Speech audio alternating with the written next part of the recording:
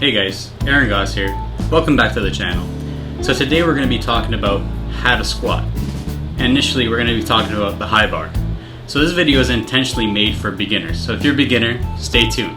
If you're not, well, I encourage you to stay tuned. There are many other squats that you can do. For today we're going to be talking about the high bar. We're going to be going over what muscles the squat works, the proper setup, the don'ts of the setup, the execution, and the don'ts of the execution. Now, the muscles that you're going to be working in the squat are going to consist of the glutes. In the glutes, you have gluteus medius, maximus, and minimus. For your quadricep muscles, you're going to have rectus femoris, vastus lateralis, vastus medialis, vastus intermedius. For your hamstring muscles, you're going to have semitendinosus, semimembranosus, and biceps femoris. So those are the muscles you're going to be working. Now, let's move on to the setup.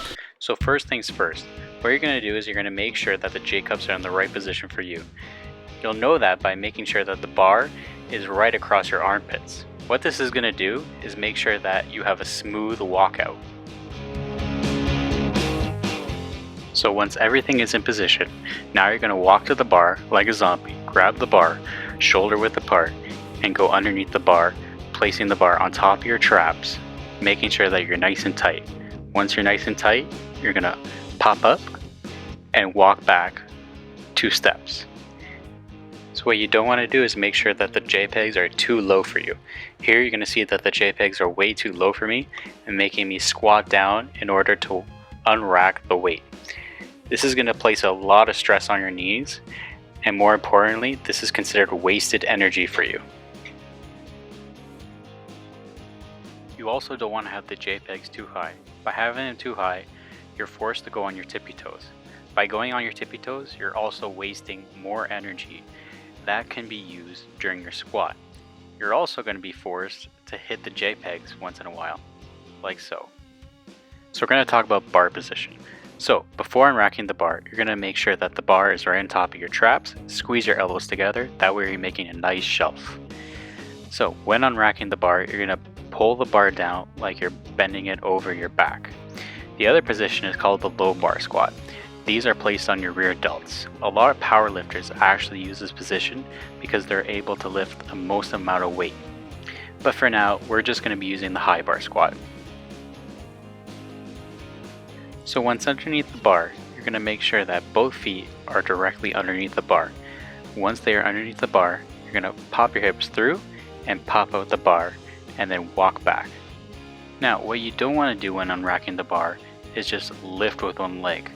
This is going to place a lot of stress right on the knee, which you don't want at all. The other thing that you don't want to do is just lift with your lower back. This may increase your risk of getting hurt or even slipping a disc.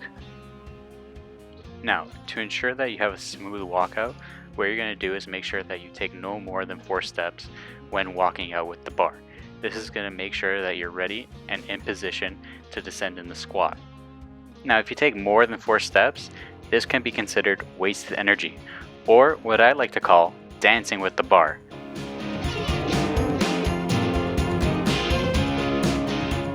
Now, once you've done your walkout, you're going to be doing 2 things. Number 1 is bracing your core hard. You're going to do this by sucking in a lot of air into your stomach and pushing out your stomach as hard as you can, making sure that you're stabilizing your spine and decreasing the risk of injury. The second thing you want to do is make sure that you have your eyes locked on one position. This is going to make sure that you're balanced throughout the whole entire movement. Now, at the beginning of your squat, when you're about to squat down, you're going to make sure that you're simultaneously breaking at the hips and the knees. By doing this, you're making sure that the bar is in our center of gravity, making sure that we're balanced throughout the whole entire movement. Now, if this is your first time squatting, you're probably used to seeing this. Typically, beginner squatters usually start with their hips. What happens when they start with their hips is they're going to be rocking back in the movement, going on their heels. Now, the other thing that I see a lot with beginners is they go a lot on their knees. which is going to put a lot of strain on their knees, and you might do what's called a good morning squat. As far as knees and chest go, you're going to be pushing your knees out as far as you can and keeping your chest high as possible, making sure that your back is nice and straight throughout the movement. Now, as far as bar path goes in squatting, you're going to make sure that your bar path is closest to your center of gravity. So in order to do that, you're going to make sure that the bar travels right underneath the middle of your foot.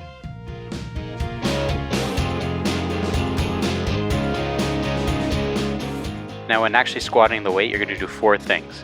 Spread your knees apart, push through the floor with your feet, push your hips up, and keep your chest high. Now, we're going to put this all together.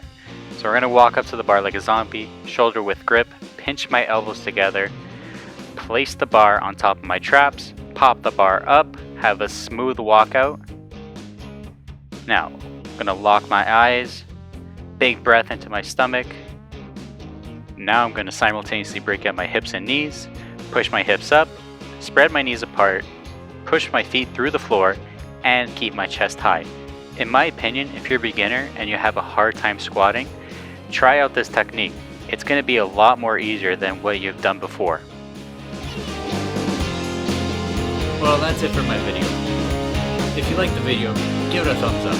If you like the content, subscribe down below, and let me know what you thought of the video in the comments down below. Thanks again. Cheers.